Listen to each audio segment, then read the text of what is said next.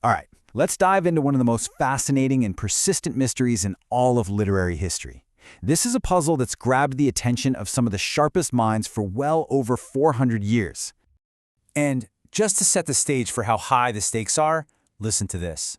The legendary novelist Henry James flat out called the traditional story of Shakespeare, and I quote, "the biggest and most successful fraud ever practiced on a patient world." Wow, I mean, that's not a small claim. So let's see what got him so worked up. Now, I know what you might be thinking. Oh, here we go, another internet conspiracy theory. But let me stop you right there. The short answer is absolutely not. This isn't some new thing. People have been asking serious questions about who really wrote these works for centuries. And the list of people who have doubted the official story is just staggering. It's a real who's who of brilliant minds. You've got Mark Twain, who literally wrote a book about it, Sigmund Freud, the father of psychoanalysis. We're even talking about multiple U.S. Supreme Court justices. These are not fringe thinkers, you know? These are people who took a hard look at the evidence and said, something here just doesn't add up. So what is that evidence they were looking at? Well, it all starts with the central problem, what researchers call the man-shaped hole. It's this massive, glaring disconnect between the life of the guy from Stratford-upon-Avon and the person who obviously wrote these incredible plays and poems. Let me break it down. On one side, the historical records paint a picture of a pretty successful businessman, a property guy, a grain merchant who even got fined for hoarding during a famine and was known for suing people over tiny debts. But on the other side, the author of the works, this person was a genius, a master of law, philosophy, foreign languages, and the intimate politics of the royal court. The two profiles they don't seem to describe the same human being. And here's where it gets really weird. It's not just about the evidence we have, it's about the evidence that's completely missing. For the supposed greatest writer in the English language, there is a total vacuum of a literary life. No letters about his work, not one. No record he ever owned a book.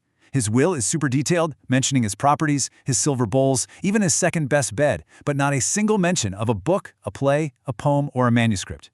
And when he died in 1616, crickets. The literary world was totally silent. Doesn't that seem odd to you? This gap is so huge that even traditional scholars have had to twist themselves into knots to explain it. As the scholar J. Dover Wilson said, to connect the man to the works, you have to either believe in miracles or to disbelieve in the man from Stratford. The physical evidence just makes things stranger.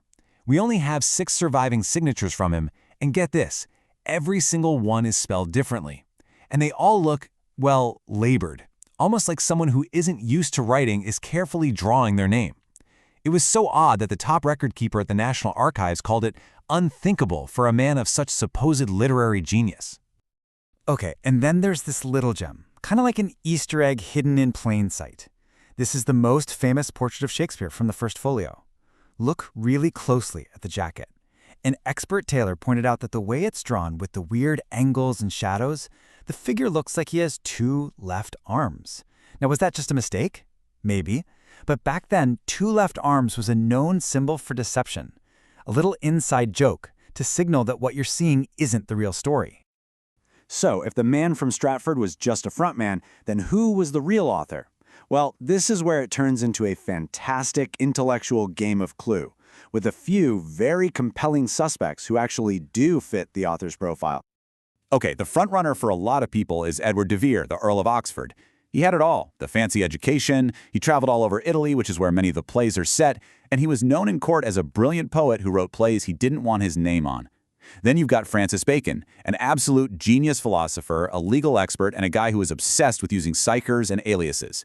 And then there's the most dramatic theory of all, Christopher Marlowe. He was a rival playwright, a government spy, who supposedly died in a tavern brawl, or did he fake his death and keep writing under a pen name? But hold on, what if we've been looking for the wrong guy all along? Orson Welles once said that the plays are tremendously feminine, and when you think about the powerful, whip-smart heroines like Portia and Rosalind, he kind of has a point.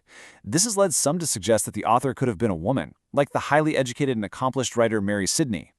So, with all these questions, all this evidence, and all these fascinating alternatives, why is this topic still so controversial? Why does just asking the question sometimes get such a hostile, angry reaction from the establishment? Well, a big part of it boils down to one word: bardolatry. It's a bit of a mouthful, but all it means is that back in the 19th century, Shakespeare was elevated from just a great writer to something more. He became a symbol of English national pride, a kind of secular god of culture. Questioning the man was like questioning England itself. And of course, that devotion created a massive Shakespeare industry. Think about it. Stratford-upon-Avon is a huge tourist hub. The story of the small-town Glover's son becoming a genius is a powerful rags-to-riches myth that people love. There are real economic and nationalistic forces at play that have a vested interest in keeping that story exactly the way it is. So when you push back, the most common defense you'll hear, especially from academics, is this.